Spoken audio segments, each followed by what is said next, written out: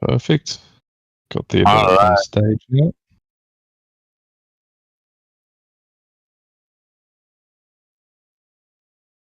Hey guys.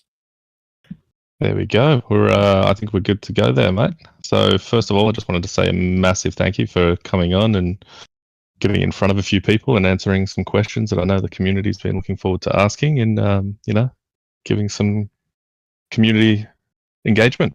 Really appreciate it. So earlier on, I did go to the community and just ask them to sort of send me any tickets, any questions they may have around the game, anything they want some insight on, and I've provided you with a list of questions and thought we'd just go down the list. But if you want to say anything before we get started, that'd be great. For sure. First of all, yeah, please do not send any tickets. I will not be able to respond to tickets on this AMA. Yeah, no.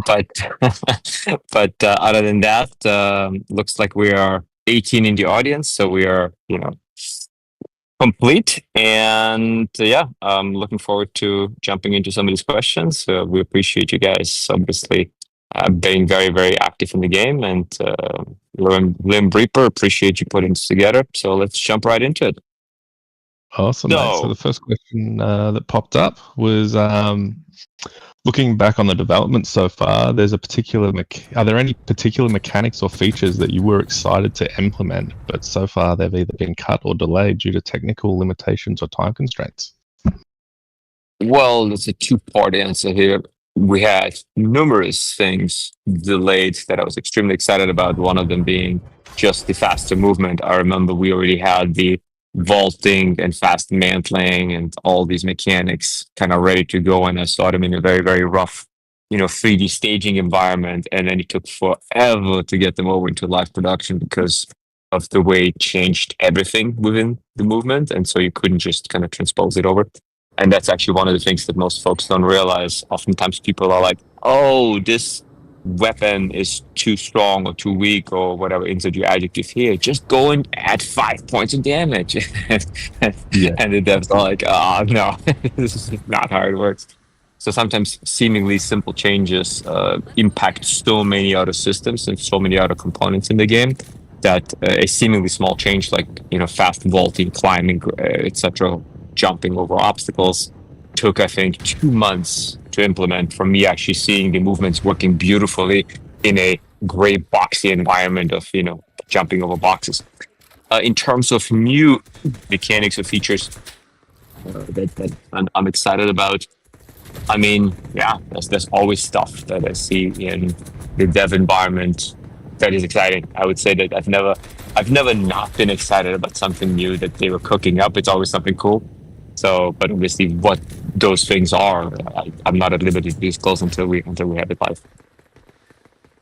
Yeah, fantastic. Spoilers probably won't happen too much on this call. Completely understand. Next question was around trio matchmaking. So at the moment, the trio matchmaking can be a tough game for solo players or new players. Even the most capable solos finds it's quite frustrating fighting a well-coordinated trio.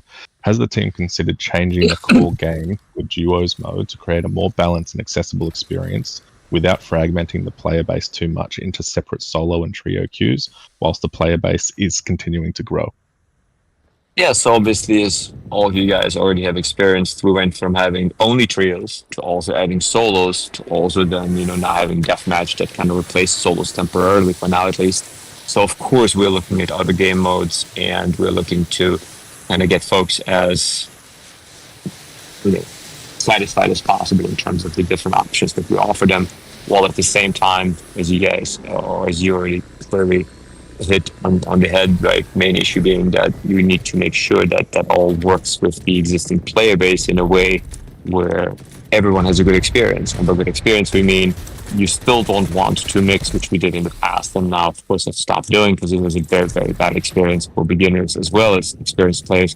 You don't want to combine, a 6 KD player with a 0.1 KD player just for the sake of being able to fill dual lobbies, and you won't have enough players within any specific KD bracket when you spread it out across, many different geographies and many different time slots and time zones. You won't have enough to have people, play with just their KD folks, so the experience would suffer. So we are very, very carefully monitoring server utilization, matchmaking times, etc., and then very, very carefully experimenting with more game modes. So at this point, we are super, super excited that we have two totally distinctly different game modes available 24/7. And as we see, larger growth continuing, we will have obviously other game modes that we'll be adding as well. Yeah, fantastic. On the topic of upcoming features and modes, are there any changes in the next update or season that you are personally most excited for in the community or to experience, and why? I know that teasers might be hard to get out of you, but is there anything in particular that you're really excited about that's coming shortly?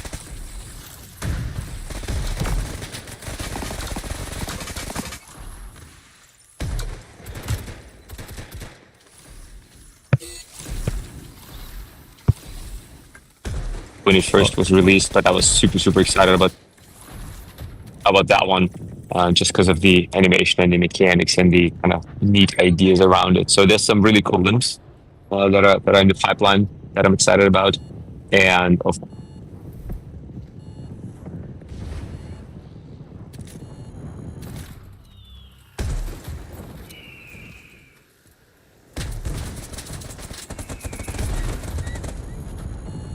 I think we're getting some audio cuts there from yourself there, Theo. Just a couple of audio cuts. Want me to repeat it again, or was it clear enough? I think I'll ask the chat, but I heard that there seems to be repeat, please. Missed 80. Got it. Alrighty. Yeah. So what I was saying is that we have a variety of different content coming that I'm pretty excited about, similar to how, I was excited about the Bounce Bomber when I first saw it, even though in its first iterations it wasn't perfect, of course, and people were complaining that it was overpowered, but I always absolutely loved the animation, the idea itself of the Bounce Bomber, and, a person being frozen in place. So we have some other really, really neat, funky and fun limps coming that are unique in their abilities. So that's what I'm excited about most of all in terms of new content. But then we also obviously have other and as well, similar to the July 4th one, where it was a blast for me to see the community having a lot of fun with. Fantastic. So many of us would love to see more environmental variety. Is dynamic weather night mode still being explored? And if so, when might we see this being added to the game? No idea when exactly it would be added. It's similar to those things, actually, even more so in terms of the amount of systems that weather on night mode touches. So it's a very, very kind of non-trivial thing. It's not like, oh, let's just turn the lights off. There's a lot more to it. So no idea when it's coming, but it's absolutely still on the roadmap. And weather probably further away than something like night mode. Fantastic. And what were the main inspirations behind the cyberpunk theme and aesthetics of Off the Grid, from its environments to its characters and tech design? So for those folks that know District 9, the movie, Chappie and Elysium, which are all movies that Neil Blomkamp directed and was nominated for awards with, it will be an obvious extension to these movie environments. A lot of the movie buffs and Neil Blomkamp fans were asking for the next chapter of District 9, and we look at Off the Grid as a dynamic next chapter of District 9. So if you want some really cool kind of heavy-duty lore upgrades to Off the Grid, you actually should watch District 9, Chappie and Elysium, and seeing how that kind of all connects over, in essence, decades of filmmaking and now culminating. Perfect, which kind of leads into the next question. Are there any hidden Easter eggs, lore fragments, or environmental storytelling details that are already in the game or within the map that players just haven't really found or talked about yet because they haven't really been discussed or kind of developed? You cut out there for a second. So, are there currently any hidden Easter eggs, lore fragments, or environmental storytelling details already in the map that players haven't found or talked about yet? I don't really think so. I mean, we have obviously the hints at the space elevator, which can be seen in the distance. We have, things like that, just environmental components that hint at certain things. But beyond that, no, there's not like a hidden trapdoor that leads you to a different level that gives you more lore. Not yet, anyway. Fantastic. And looking ahead, how do you see Off the Grid evolving over the next 6 to 12 months in terms of world building, content creation, or in response to the community feedback? Well, obviously, we have a huge push now, as was announced by Vlad at CEO, to launch on Steam, which we have very hard at work to bring to fruition. And in Do terms of we have a timeline on Steam? Because I know that originally it was announced for last month, and then I guess it's been pushed back to July, is what Steam is putting. that is Are we accurate, yep. still feeling